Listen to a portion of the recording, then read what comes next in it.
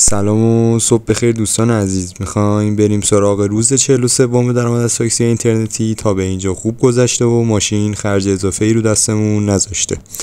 بریم سراغ امروز. چند تا طرح داریم که 2 تاشو انتخاب کردم که پر کنیم. طرح اولمون رو صفر شدن کمیسیون رو انتخاب کردم، جلوتر بهتون میگم چرا.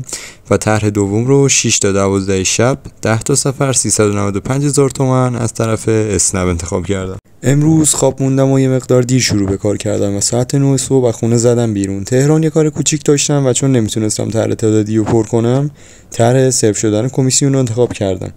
یه دونه سفر کوتاه سریع گرفتم، کمیسیون رو صفر کردم، بعدش یه سفر عالی برای تهران گرفتم و رفتم کارمو که انجام دادم، مقصد منتخب رو زدم و سفر برگشت به کرجم گرفتم.